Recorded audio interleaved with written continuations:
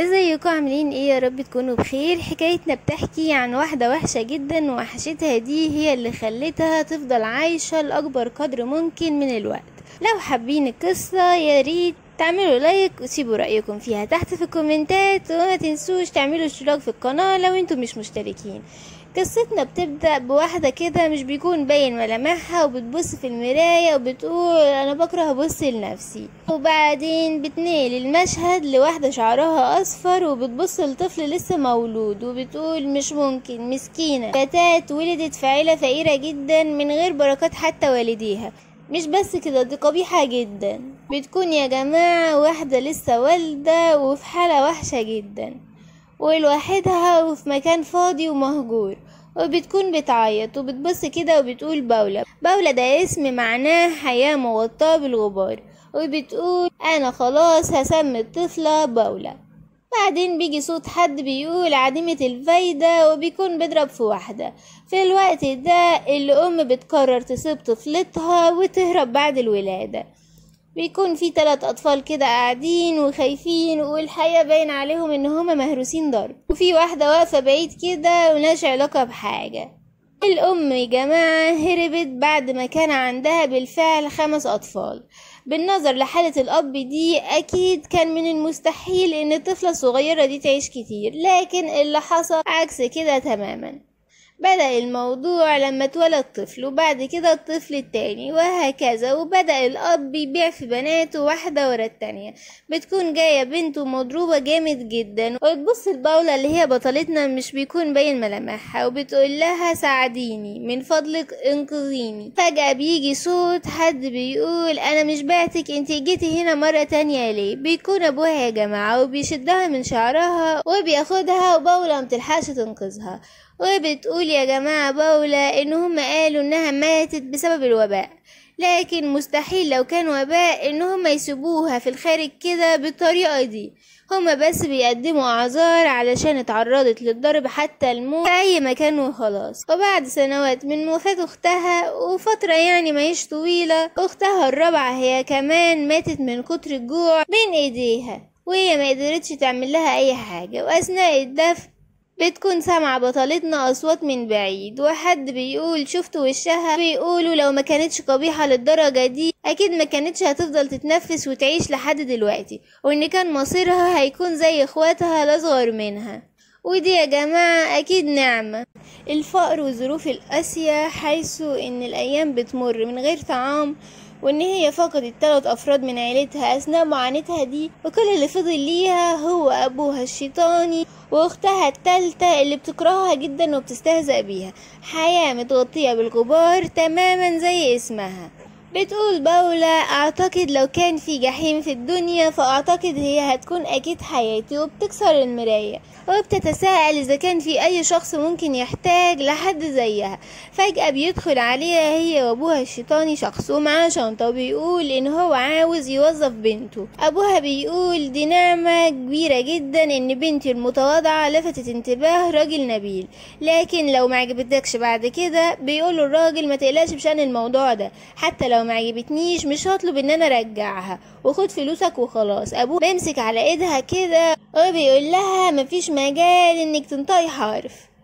بالفعل باولا بتروح معاه. ابوها بيقول لها خدي بالك من نفسك كويس، واختها بتكون واقفة وبتقول لها ودعني يا اختي، وبتقول في سرها ما ترجعيش مرة تانية ابدا. بتبصلها باولا وبتقول لها إليسيا خلي بالك من وشك الجميل ده، لان هو الشيء الوحيد اللي بيستحق النظر ليه. وبتقول باولا ممكن ان هو يكون طريق تاني للجحيم، وممكن كمان انها تلاقي نفسها في وضع اسوأ من اللي هي فيه دلوقتي، لكن الموضوع مختلف. بتقول كانت دي اول لحظة ليا في الهروب من جحيم الصغير، وبتكون حاسة بسعادة شوية. بتبص كده بتلاقيها راحة القصر كبير جدا. بتدخل بتقول واحدة انتوا وصلتوا؟ بيقول لها الراجل ايوه. بتسأله مين الفتاة اللي معاك دي؟ بيقول لها ان دي الفتاة اللي هتخدم السيد من دلوقتي. بتقول لها الست انا ايزابيلا المسؤولة عن ادارة الخادمات في القصر ده. باولا بتقول لها انا بعتذر عن تأخيري في تقديم نفسي، اسمي باولا. بترد عليها وبتقول لها طيب يا باولا قوليلي دلوقتي ايه اللي انت تقدري تعمليه. بترد باولا وبتقول لها انا بقدر اقوم بالاعمال المنزلية البسيطة زي التنظيف والغسيل. وبتقول لها اعرف قليل عن حساب المال. وبتقول لها اقدر كمان اكتب شوية. وبتقول لها انا اتعلمت الحسابات الاساسية لاني كنت بتعامل مع الفلوس. بتقول لها ايزابيلا تمام انا شايفة ده. وبتاخدها المكان تاني. بتقول لها باولا هو انا مش هشتغل داخل القصر؟ بترد عليها وبتقول لها ايزابيلا ان ده قصر عائلة فيلونيتا، ومن دلوقتي هتكوني مسؤولة لوحدك عن خدمة سيد القصر ده السيد فينيست. بتقول باولا ايه؟ بتقول انا ممكن اكون اتوقعت ده لكنها عيلة نبيلة حقيقية، اكيد رتبة السيد هتكون بارون او كنت. وبتقول باولا ما شفتش ابدا نبيل بس بعيني، بعيدا عن ان انا هكون مجبرة ان انا اخدمه بنفسي شخصيا وكمان لوحدي. وبتبص لإيزابيلا وبتسألها إذا كانت تقدر فعلا تعمل ده، وهو إنها تخدم سيد لوحدها. بتبص لها إيزابيلا وبتقول لها باولا اسمعي اللي أنا هقوله ده كويس جدا، من دلوقتي انتي بس اللي هتخدمي السيد ومش هيكون فيه أي موظفين إضافيين.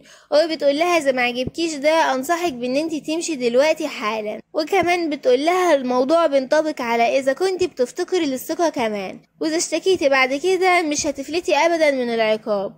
باولا بتقول لها أنا آسفة وهكون حذرة أكتر من دلوقتي. بتاخدها بالفعل إيزابيلا. بتسألها باولا وبتقول لها هو مبنى منفصل، وبتقول لها ان هو اصغر شوية من القصر اللي هي شافته من قبل كده. بتقول لها إيزابيلا ان في حد ادنى للخدم اللي بيفضلوا هنا، وان في حاجات كتير لازم انها تلاحظها. بتكون باولا طالعة على السلم وشايفة صورة كده ومتكونش فاهمة هي صورة مين. بتبصلها إيزابيلا وهي على الباب وبتقول لها اخيرا لازم ان انا اكد عليكي على حاجة تانية، من دلوقتي لازم ان انت تلتزمي الصمت بشأن بكل اللي بتسمعيه او بتشوفيه في المكان ده. وبتقول لها انت لازم تكوني حذرة مع كل كلمة بتقوليها، وكل اللي بتشوفيه وبتسمعيه ما تتفاعليش معاه بأي شكل من الاشكال.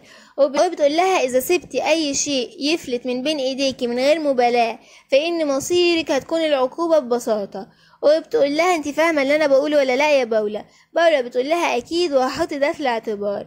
بتقول لها دلوقتي بما انك جاهزه خلينا ندخل. وبتفتح الباب بيكون باين شويه من ملامح باولا اللي المفروض انها قبيحه جدا مش عارفه ازاي. المهم يا جماعه بيدخلوا بالفعل للسيد واللي بيكون الحقيقه غايه في الجمال. اول ما باولا بتدخل بتلاقي فنجان قام مرمي عليها وقع واتكسر على الارض. بتسأل السيدة إيزابيلا إذا كان السيد مستيقظ ولا لأ. بيقول لهم هنا اخرجوا دلوقتي. بتقوله إيزابيلا إن هي هتحضر ليه العشاء، وبتقوله قمنا بإعداد شيء سهل جدا للأكل، عشان كده أنا بتمنى إن أنت تتناوله عشان تحط صحتك في الاعتبار. لكن ما بيكونش عنده إلا كلمة اخرجوا اطلعوا برا، وبيقعد يرميهم بكل حاجة. بتبصله باولا وبتقول إيه الموقف ده، هو بيعمل كده ليه؟ إيزابيلا بتعرفها عليه وبتقوله إنها جابت له فتاة هتخدمه في المستقبل. بتقوله باولا مرحبا وسعدت بلقائك يا سيدي.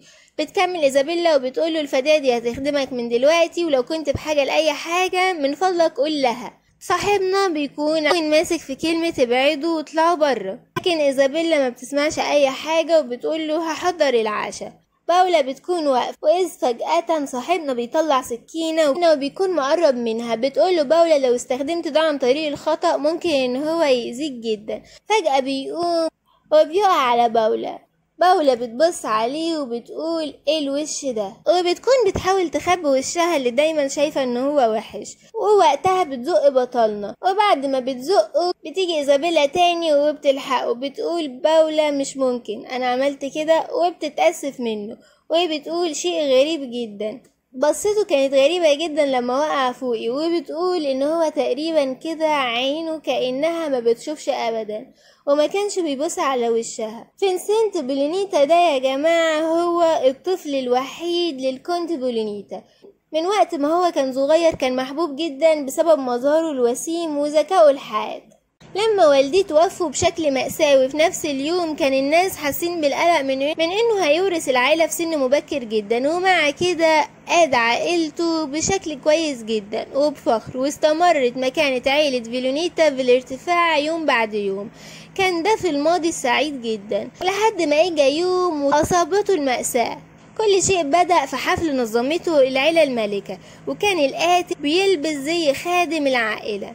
بفضل الاستجابة السريعة من الحراس كانت الإصابة قليلة جدا، ولكن كانت المادة الغريبة اللي استخدمها القاتل هي المشكلة الحقيقية. بداية كان الموضوع مجرد ألم طفيف في عينه، ولكن بعد فترة قريبة بدأت تصبح رؤيته ضبابية جدا، وما عادش قادر انه يميز بين الاشكال ابدا. وفي النهاية اختفى الضوء تماما وساد الظلام، واصبح اعمى بشكل تام. ومن الوقت ده ما غادرش السيد غرفته. بيعتقد العالم ان هو اصيب في حفلة، وهو دلوقتي بياخد وقت عشان يتعافى. وبس في عدد قليل جدا من اللي يعرفوا بحالته الحقيقية، وهم إيزابيلا والخادم اللي جاب باولا لهنا، وعدد قليل جدا من الناس بما فيهم هي. وبتقول باولا حتى خدم القصر ما يعرفوش عن الموضوع، وعلى الرغم من كل ده لازم ان انا اخدمه لوحدي. بتكون باولا جايبة الاكل للسيد بالفعل، لكن بيقرر ان هو يوقع كل الاكل، وبيقول لها خدي كل حاجة بعيد وامشي من وشي.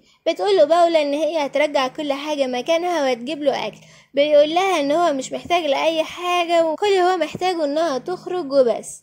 باولا بتتبع طريق إيزابيلا، وبتقوله ان هو اكيد لو محتاج حاجة تانية ممكن انها تقول لطباخ يجيبه. بتقول ان هي هتجيبه وهتمشي من الأوضة. بيقول لها برضو ان هي لازم تمشي، هو مش محتاج اي حاجة منها. بتبصله باولا وبتقول انت لازم تغير ملابسك وتغير كمان ملايات السرير، وبتقوله انه هيكون من الافضل لو اخد حمام بشكل سريع. بتبصله باولا وبتقوله انا بعتقد انك بتكرهني. بيقول لها ايوه ده صحيح، انا بكرهك فعلا، عشان كده اخرجي دلوقتي. تكمل باولا وبتقوله قولي ايه اللي مش بيعجبك من فضلك وانا هصلح كل الموضوع. بيقول لها كل شيء. بتقوله باولا دي مشكلة فعلا، وانا هبذل قصارى جهدي عشان ارضيك دايما. بيقول لها انا مش عاوز اي حاجة غير انك تختفي دلوقتي عن نظري.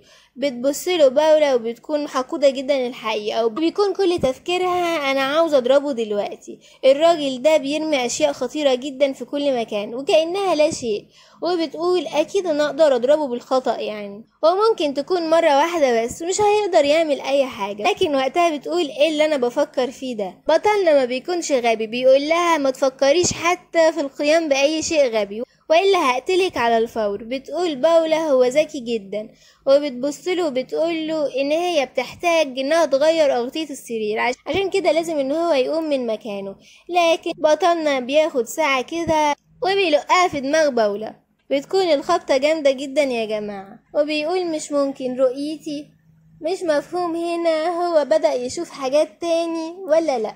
ده هنعرفه من خلال الفصل الجاي. ما تنسوش تعملوا لايك واشتراك في القناة وتسيبوا رأيكم في كومنت، عشان ده بيفرق جدا جدا. وقولولي إذا حبيتوا القصة دي أكملها ولا لا. إلى اللقاء في الفصل القادم أو القصة الجاية.